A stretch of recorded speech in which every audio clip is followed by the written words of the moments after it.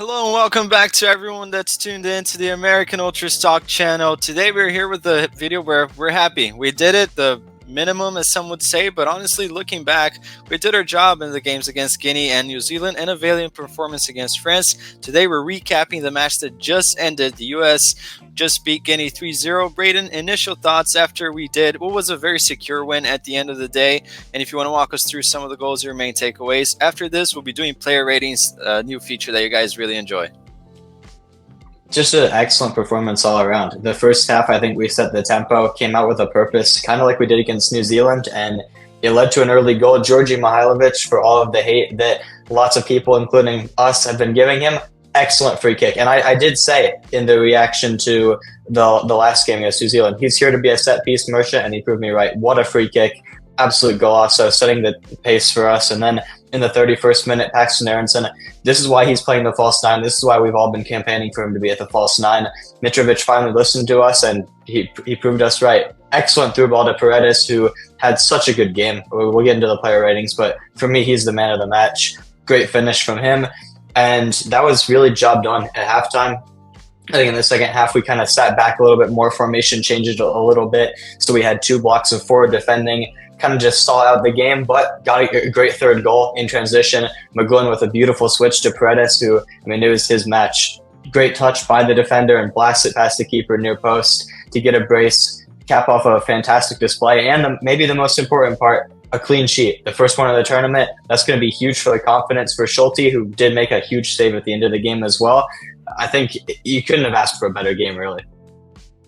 Yeah, my thoughts on that. I'm just going to point out a guy that I entered right here as the founder of the Yao fan club. I just think that he didn't get in the score sheet, but he was the one that drew the foul, was very active. I mean, a menace to the defenders. I was happy that even the USYNT Instagram page made a post of him. He was being a menace.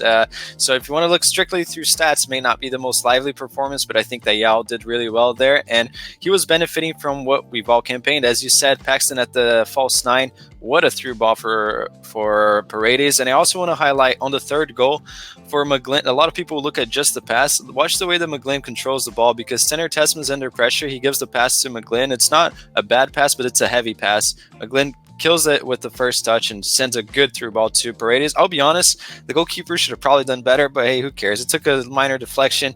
We'll take it. It's a 3-0 win for the US. On the other side, France beat 3-0 as well New Zealand. So business as usual, as we all predicted that this group would go, and we're going to be facing Morocco. Before we get to that, since we're going to do a preview for that match, player ratings for today, starting with Patrick Schulte, who did make a big save at the end. I think the game was perfect. Even he got a little confidence boost. So how would you grade his performance, Braden?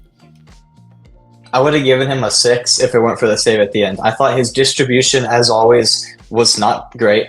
To be completely honest, I think he still needs to do a lot of work in that aspect of the game. But when it comes to making the saves, he was solid as can be. Didn't have a lot to do necessarily. A couple tough shots from distance that had some difficult bounces that I thought he did well to claim and just secure. But ultimately, that save at the end boosts it up to a 6.5 for me, because without that save, it's not a clean sheet. Then the momentum maybe is going against us. We lose a little bit of confidence heading into a crucial quarterfinal game against Morocco. Like you said, we will preview. So I think Schulte did his job as well as he could have, really. So I'll give him a 6.5. If the distribution was better, it would have been higher. Yeah, I think there were a few iffy moments with the distribution where I think he was trying to do too much. Just pass it to your center back. He tends to try to go to Tolkien all the time, and sometimes it doesn't work out. But great save from him, honestly. And even all the shots that were, some of them bounced right before hitting him, and he didn't even parry them, just controlled, held on to them. Safe match for him, 6.5. Moving on to Nathan Harriel, who didn't have as much to do defensively as compared to previous matches. But what do you think, Braden? I thought this was Harriel's worst match of the three. I thought he was very, very good in the first two. The passing just wasn't there today. I will say, for someone who's only, I think, 5'10", his hops are very impressive. Every single time we have a set piece, it seems like he's in the end of it. Very unlucky to not score. An excellent save by the Guinea goalkeeper to deny him. Would have been such a perfect goal from McGlynn to Harriel. But I think ultimately, defensively, Paredes helped him out a lot. And even Booth towards the end, he got caught out of position a couple of times. I'm going to give him a 5. Yeah, I'll have to go with a 5 as well. I don't think it was his best match, but hey, it was against the worst opponent we could come up against. I think Guinea was the worst, and it didn't really cost us anything. He did need some help, but I think he miscontrolled the ball a few times. But overall, he can be proud of his group stage performances. Hopefully, he just shakes it off, and I think that it didn't cost us in any way. So 5 to him. Moving on to Miles Robinson, who has been the shakiest guy so far in the roster. How do you grade his game today? I think Miles was kind of just there. Like he didn't make any mistakes. Although I will say that save that Schulte made at the end, Miles wasn't really marking anybody. You could see Zimmerman had somebody that he was marking, and Miles was kind of just standing there. So I'm going to dock him half a point for that. But I'm just going to give him a 5.5. I don't think there was really any mistakes that he made besides maybe there. His passing was pretty solid, decent tackles, and really just did what we asked of him. Just a solid game. I'll give him a 6 actually, because I think that positionally he did well as well. When they try to put in some crosses, try to get in some shots, he was always well positioned. At the end, bit of a switch off there, but I can't really. I'll just give him an average rating. It was 6. I think it's fine. Didn't really put a foot wrong, and at this point, that's kind of a plus really, because all these games he hasn't been the safest defender. Moving on to Walker Zimmerman again, towering guy, immense on the air. How do you grade him? I think Walker Zimmerman has been a little bit of an unsung hero in this group stage, just because I think there's a lot of bias against him because he is an MLS lifer. He is a guy who has made mistakes for the senior team in the past, but at this level, I think he's really flourished. He's found it. He's a great leader for the team as well, which counts for something. I think him and Tessman have done a great job of that, alongside, of course, the coach Mitrovic. I'm going to give Zimmerman a 7. I don't think he put a foot wrong, and especially at the end when we were trying to preserve that clean sheet, he made a couple of crucial tackles, interceptions, blocks. I thought overall defensively he was just sublime. So I'm going to give him a 7. Yeah, I'll give him a 7 too. And I honestly was going to give him a 7 before you even said it, because I agree. I think even leading, pointing out, communicating with the guys when they come out for a second and a half, he's always talking, Tessman's always talking. But Zimmerman, you see he's not wearing the captain's armband, but we really have 2 captains on the field. He's a really experienced guy. I'm happy with the performance he's had so far. That had kind of a meaningless foul at the end, towards the end, where he kind of just fouled the guy for fouling, but it's okay. I think it's a good match overall. 7 out of 10. Moving on to John Tolkien, who has been the starting left back, and it's fair to say he will start for the remaining of the tournament because of his performances. How would you grade today? I think, interestingly, kind of like Harriel, I think Tolkien and Harriel combined as the fullbacks have been one of the best parts of this team in the group stage and so underrated. But both of them, I've mentioned Harriel, I think both of them had their worst game in this. Not to say that they were bad. Tolkien definitely the better of the two. I just think in terms of attacking wise, it wasn't as much there as it was in the first 2 games. You could see he had a couple clear-cut chances, created a couple clear-cut chances in those 2 games, and this one, it just wasn't there as much. His long balls as well were a little bit shaky. I mean, some of them were just clearances, but overall, just a solid game, I think. Nothing that he did that stood out, but also defensively, he was very solid. I'll give him a 6.5. Yeah, I'll give him I'll give him a 6. I gave Harry around that, so I'll give him a 6. I don't think he was bad. It was definitely his quietest performance, but it's kind of expected. I think that the team carried themselves really well in the manner of knowing that this was a game to be safe. And I think they did well, still showed out. It was all up to the attackers. Token wasn't really needed going forward. Some shaky passes here and there, but 6 out of 10, standard performance. Can't really say he put a foot wrong. Moving on to Max Dietz, who was maybe a surprise, to myself included. He dropped in at the 6, so Tasman would be the 8 as the replacement for Buzio. Dietz did get a yellow card in what I think was the most shambolic moment of the game. It was kind of funny that he even complained about it, but how do you grade his performance? He was running a lot, so I'm interested to see how you rate him. I still don't think he should have started the game, especially with McGlynn off the bench and we've seen what he can do. I don't think Dietz was bad, but like you said, the yellow card was pretty stupid. A high boot. It's just pretty unavoidable. But overall, I thought he was solid. His passing was not necessarily like flashy or anything, but he completed almost all of his passes. He did do a good job to win the ball back for the second goal. Him and Tessman had a nice defensive play there combining. I thought overall, just solid. I'll dock him half a point for the yellow, so I'll just give him a 6. Yeah, I'll give him a 6 too because you can tell the guy's not the most comfortable in that position. Even when the ball is in him in tight spaces, he just passes it back. It doesn't have the calmness of a natural 6 there, I think. But a 6 is fine just because of that yellow was ridiculous. I mean, that was funny. It was kind of a Sunday League thing. But hey, 3 recoveries as well. I think a good match from him. Overall, for what he was asked to do, I'm happy with what he did. And he put in a lot of work rate, which is the bare minimum there. So moving on to Tesman, who I think was a little bit quieted. Did complete all of his passes, 5 recoveries, but overall didn't really have that much impact in the game. How do you see him, Braden? Well, you mentioned we were talking about Zimmerman, that we have 2 captains out there, which is great because for the senior team we have 0. So it kind of balances out there. I thought Tessman, maybe he wasn't the most active going forward, although I think he did get into some good positions towards the edge of the box that ultimately I think he had one shot opportunity that didn't go as well as he would have liked to, but I think defensively he didn't put a foot wrong. Really, I mean, just so solid, and we know what Tanner Tessman can do at this point. I mean, we've been saying it specifically Yuri for so long, the entirety of the channel basically. But I think people are now starting to finally catch on. He's so solid defensively, like you said, completed every single one of his passes, including a couple of long balls, and defensively very solid. I'm gonna give him a 7. I think he was just quietly good. Yeah, I guess I'll give him a 7. And I was going to give him a 6.5. I thought it was a very good performance. Not really above average from what I expect, but a good match from him, especially at the 8. I think he did well there. And again, I've always been singing his praises. Hopefully, there's more to come from him. Moving on to his, alongside him was Mihailovic. Maybe some could say a goal changes everything again, but hey, he scored a very important goal. And Mihailovic, I'm interested to see this one because it was a crucial goal, but he did misplace some passes. And what do you think? I'm going to give credit where credit's due. I thought Mihailovic was very good. Definitely his best performance by far. Even if you take away the goal, his best performance of the Olympics so far. And hopefully it gives him some confidence because as the overage player in the midfield, I think you could argue that Tessman has been showing more maturity than him, which, yeah, he's the captain. But as an overage player, you want that. And if he can just continue to create chances, I thought he combined nicely with Griffin Yao a couple of times in the first half in particular. Came off early, which is to be expected. I mean, he's going to continue to start the entire tournament. Getting him some rest was nice. One of the best goals of the tournament, bar none, with the free kick. I'm going to give him a 7.5. I thought he was very solid.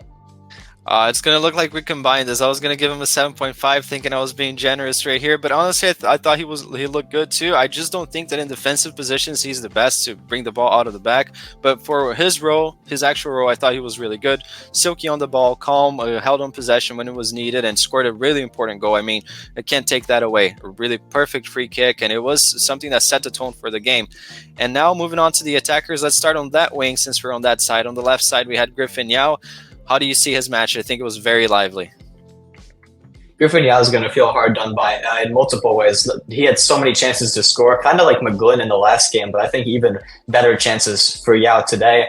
He should have gotten on the score sheet, even maybe had an assist, but unfortunately nothing for him. He's also going to feel hard done by because before Paredes' masterclass, he probably would have been man of the match.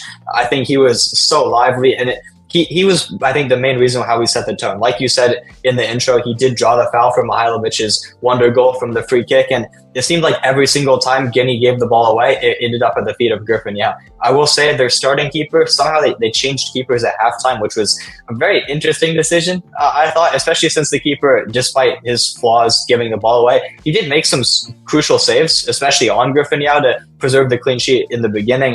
I think he'll be very unlucky to not get a goal or maybe an assist, but overall so fantastic. And he showed why not only he should have been starting the whole tournament, but why I think he needs some senior team opportunities in the next window. I'm going to give him an 8. Yeah, I have to give him an 8 too. And I'm not here inflating just because we've been high on the guy for quite a while. I thought he really did change the match. I mean, he got the nod as a starter. That's what you want from a guy that wants to prove a point. And every single chance, even the inversions, the ball to Paredes, defending as well. I mean, he didn't put a foot wrong. I mean, could have gotten a goal or an assist. Maybe the one that hit the post should have been, but the movement, he is what Kate Cow should have been if he was good technically on the ball. I mean, this guy, in my opinion, in the long term is going to get some opportunities in the first team. Really happy about his game. And let's move on to the guy that was on the other side of the wing, who has had some opportunities on the A team and scored 2 goals. Really happy for Paredes. That will do him the world of confidence. Coming off games that he was perhaps a little quiet. Really happy for him. How do you grade Kevin's game today? Listen, I've been very critical of Kevin Paredes in the first two games, and I think justifiably so. But today he was a different man. He showed the best version of himself that hopefully we can see now for the remainder of the Olympics, because his confidence is going to be at an all-time high after this performance. 2 goals and all around just creating everything. So many big chances created for him. And every time he got the ball, he moved with a purpose. Even when he was on an island by himself, he still went at defenders, beat them the majority of the time, created chances for mainly himself, but others as well. And the finishing touch, you have to say, I think some of our players maybe wouldn't have scored both of those goals. Just excellent composure on the first one in particular. Yes, it's a one-on-one with the goalkeeper, but just so calm to slot it past him. And then on the second one, again, the purpose, driving by the defender, taking maybe what looked like a heavy first touch, but it was completely intentional, just allowing himself to create that separation from the defender, blasting it with authority past the keeper. I'm going to give him a 9. I think he was so good. Just a little bit shy of a 10. Maybe he had a couple misplaced passes, or if he scored a hat trick, I would have given it to him, but still good from Paredes. I'll give him a 10, honestly, because I've been a little bit critical of him in the past, but I think when you look at it, looking back at it, he was kind of perfect in this match. Made some few passes here and there, but in my opinion, those were passes with intent, trying to progress the ball. So I'll never really fault a guy if he gets a few passes wrong here and there, trying to create something. 2 beautiful goals, a lot of composure to score them. Really happy for him, but a lot of the props on that first goal has to go for the next guy right here. We're going to grade Paxton Harrison, the weight of the ball. It's something that I always like to look at, the weight of the ball, and what a pass he saw, a De Bruyne type of pass, really perfectly timed. Paxton Harrison, I'm pretty sure you'll be happy about him. How do you grade his performance, Braden? Well, he learned from the best when he was with the Union at Jack McGlynn. Probably one of the best passers of the ball I've seen, and he showed it. What a ball from Paxton to Paredes. I think that was probably the best pass of the game. McGlynn's assist to Paredes as well was up there. A couple other nice long balls, but I think Paxton, kind of like we said with Griffin, Yao, and Paredes, he showed why this front three we've been campaigning for the entire tournament. It's just so fluid, so dynamic. Players can switch in and out. Paxton can drift wide. Yao or Paredes can drift centrally, and he can drop deep and do what Maguire wasn't doing. Maybe the hold-up play wasn't there. We saw when Maguire come on. I mean, we'll get to him, but he was winning some headers. Paxton can't necessarily do that, but he can drop deep, win the ball, and then play the through balls to Paredes, to Griffin Yao, and we saw that, just a perfect example on the goal. I think Paxton had a 7 game, but for the assist, I'm gonna have to give him an extra half point, so 7.5 from him. I was actually going to give him an 8, to be honest, because I thought the pass was great. He looked really good, and I'm going to boost his grading a little bit because I think since he started and he benched Maguire was benched for him to be at the false 9, and he showed up and did what we all thought he could do. I'm going to give him a little bit of a boost, an 8 right here. Similar to Yao, really lively. He wasn't as active on the ball because he was playing the false 9, so you're playing centrally, you're bound to get the ball less times, but when he had the ball, really good game from him. I'm happy that he got a little bit of a rest as well. He's going to have fresh legs for the next game, and really happy with our performance. Moving on to the subs, who I thought did a great job when they come on. Let's start with McGlynn, who got an assist. I'm sure you'll be happy about that one. And another Philly product showing up, passing on to Kevin Paredes. How would you grade his match after all? Philly products always showing up. I'm so happy he got his assist. He's deserved a goal contribution all tournament. It would have been nice to see him get that one to Harriel. It would have been a perfect moment, but just so good. Again, McGlynn, I think he needs to be starting every game. Even if Busio's back necessary, I think I could still see McGlynn starting. And maybe we drop Mihailovic, since you do have Paxton that can drop in, kind of play that 10 role as a false 9. I think he gives you that a little bit of versatility there. But it's just mind-blowing to me how McGlynn can stay benched on this team. Every time he comes into the game, he makes an impact. The assist in particular, of course, but he created so many chances regardless of that. And his set pieces as well. If we want to talk about Mihailovic being good on set pieces, McGlynn's even better. So especially on the corners, I'm going to give him a 7.5, similar to Paxton. I thought he had a 7.0 performance, but the assist has to give you a little bit of a boost. So 7.5, once again, fantastic from McGlynn. I'll give him a 7. Maybe this is harsh.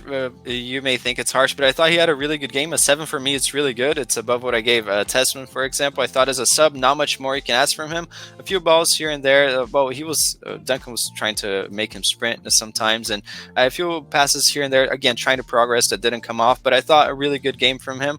I honestly think that he's a perfect sub, because these types of games in the Olympics, the games kind of open up in the second half, and I think by that time his speed level won't really be any factor to hurt us. So I think that he's fine really as a sub.